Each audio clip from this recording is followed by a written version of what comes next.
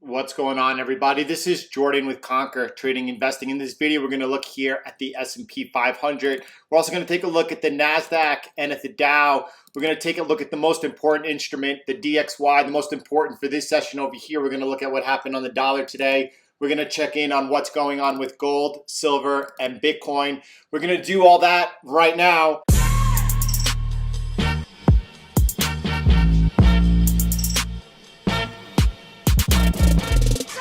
If you're new here, welcome. And if you're not, welcome back. This is actually going to be a pretty short session. It's going to be short, to the point, because that's all that needs to be shared at this point. Everyone should be up to date what's going on. We had an explosive morning session earlier today. I will link it in the description below. And if you want to see, listen, with humility, if you want to see a masterclass on the markets this morning, go ahead and watch that. Look at our entries. Look how we watched what was going on in the NASDAQ.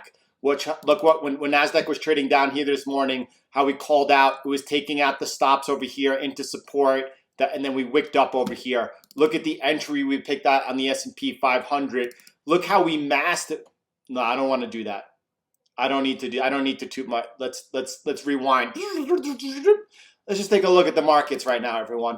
All right, look, S&P 500 so far has held the support over here and continues to do so. Are we out of the woods? No. Is this where you lean in? Again, watch that video though for real this morning. It is exceptional for me as well. It was that's what the market gave. We follow the flow of the market. That's what the market gave this morning, and we were there to navigate it all. We're going to continue to do that together. Right here is the entry. Everyone's at entry right now. Anyone took this trade with the stop below the overnight low. Now, generally speaking, overnight, historically, is when the S&P makes the majority of its gains. Let's see if we get some follow through. Last night, Asia and London sold off the equity markets. Let's see, following New York's lead after the FOMC, let's see if we're able to take it up today. This still is in a very precarious place. It's on the verge of losing a big technical level. That's why the stop loss is so tight. Is it possible, again, we talked about in the video, that we come back down and then rise up again? If you rise up again off this support after getting stopped out, that's a good trade to lean into as well. All right, let's keep going over here. S&P 500, again, it has held the trendline support, right? Whether you look at moving averages or you look at whatever have you, listen, moving averages, they tend to always be in the same spot that support and resistance are and or trend lines. But just look at all the touches to the trend line that you've seen going on here for months to not see how much or how relevant it's the trend line. Moving averages, listen, stick with what's easy, stick with what works best. Let's look at the NASDAQ over here. You could see, again, this is excellent. We have actually, what is this called? A tweezer bottom over here when you have a double touch like that, both into the support, now trading up. Do I still think that the NASDAQ leads on the way up? Yes, I do. The NASDAQ might actually be giving, see the support over here? That's resistance. What am I saying? We're below it. We're closing below it. That's resistance. Now, a break above that resistance overnight and taking out this high of this session over here, does that send in a buy signal on the NASDAQ? Absolutely. What would we be targeting? We got resistance up there. You see that resistance? 1, 2, 3. There's 3 touches of resistance up there. If we're able to resume up and challenge that, I think we break it. I think you'd be targeting an extension of this trend line over here. That's going to be coming in somewhere around 11,800. Notice over here at 11,800, you got that touch of support, then that touch of resistance. That's now coinciding right over there. That's what I'm targeting if we get the resumption up out of here. Right? That's what I would be. As you came into the resistance, what do? You see this trend line resistance right there, this horizontal resistance. Take a piece off, a small piece, move your stop loss to break even, look to push the trade. All right, what else is going on? Again, the markets here they're not out of the woods, not even close. New York today held off an early attack, right? Took it up this morning. And then you could see that if I come down to an intraday time frame, that was all sold off, coming in to test the lows again, test that trend line again, and then it held again. So you could see getting above here. I mean, it's it's clearly bullish price action off the trend line, but there's no way to say that this is a bullish market. The only thing you can say about this market is the risk to reward is now greatly in your favor. The Dow, let's take a brief check in over here.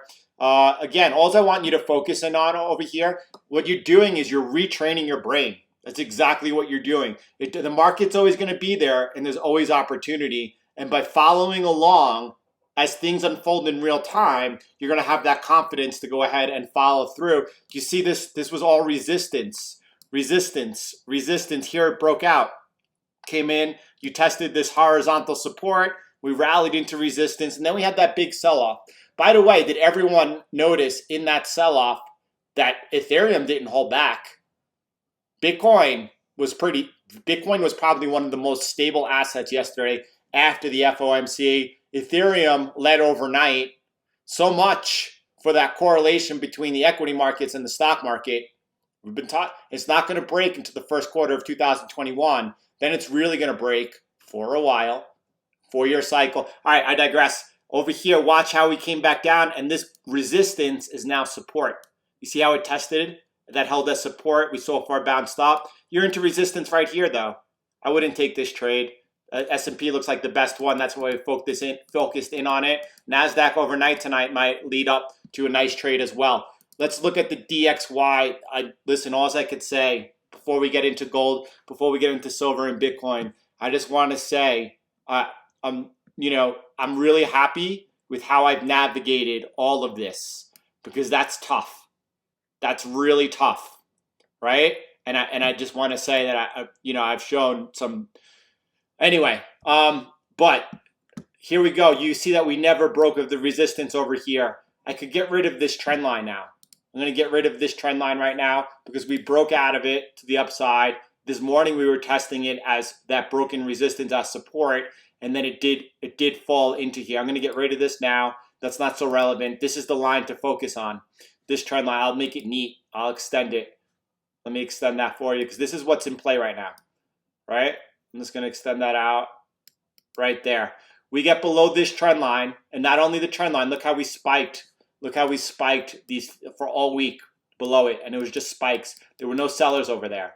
If we get a look below there today, overnight, you think there's going to be sellers? If we break below that little bit of those wicks over there, right? If we get below 29.70 is the low of this wick over here. If we get below 29.75, watch out. That could send the dollar on a trajectory towards testing the yearly low and even to break it out. That's what I've been saying. It's happening now, right? So here we go. Let's continue to watch. Gold really, while it held the trend line over here, and it did give a perfect hold over this trend line over here. Again, a couple of things to take note of. It's kind of lagging, right? You do have the dollar down today. Gold is also on its back foot, down 0.5%. Silver's also down 0.25%. Nevertheless, you see gold making a higher high off of the resistance, of the support over here, making the high off the support. It is a place to lean into ahead of the resistance. After following the price action over the last 24 hours, this is a place to lean into gold with a really good risk to reward. Now, you're not looking into the resistance over here, right? And I would not even be looking to take profit into the resistance over here at 1975. I'd be looking, if we're able to break above here, for a break of both of those here, really sending us out on the way. Now, we're going to have a pullback at one point, that retest, at most likely, 95% chance, and then the resumption up could take us back towards new all-time highs. Does that seem to be where we're headed? Again, that's where it seems to be we're headed. Where is that trade wrong? You lose 1900. You lose 1900. The trade is wrong. What happens, Jordan, if you take out today's low? If you're taking this entry over here right now, I would have a very tight stop loss. Now, generally speaking, I don't trade with tight stop losses. Very rarely. Why? Because usually traders are putting stop losses in way too tight. I put my stop loss in where I know I'm wrong on the trade. Where you know you're wrong is below 1900. However, taking this trade here, I would be using a very tight stop loss because this could still crack down over here, lose this trend line, And then at that point, we're watching what happens at 1900. Now, if we lose 1900, what's the next thing that we're looking at under it, right? First of all, stand on the side. If you lose 1900, just get neutral. Watch price action. We're looking at 1800 as the next area of support that we'll be looking to lean into. Below that is 1745. All right, what about silver? Silver, let's see. Silver looks like, again, you can see the higher high off of the support over there. Nice place to take an entry because you know you're wrong. On silver, my stop loss would actually be a little bit lower because if you lose 26, that's when you're wrong on silver.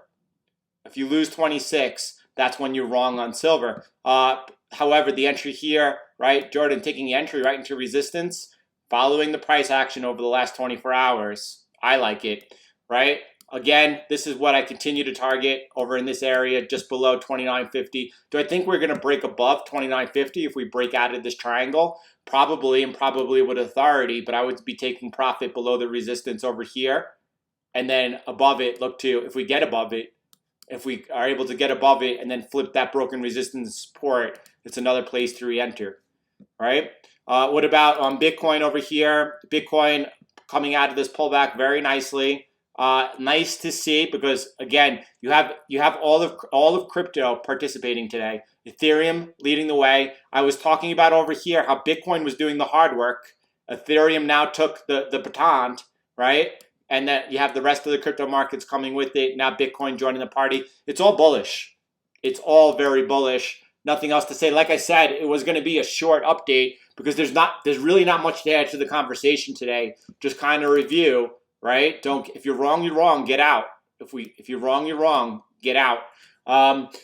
But if you really, really want to see an important session, which you could learn a lot, I'm going to include the link in the description below to this morning's live stream.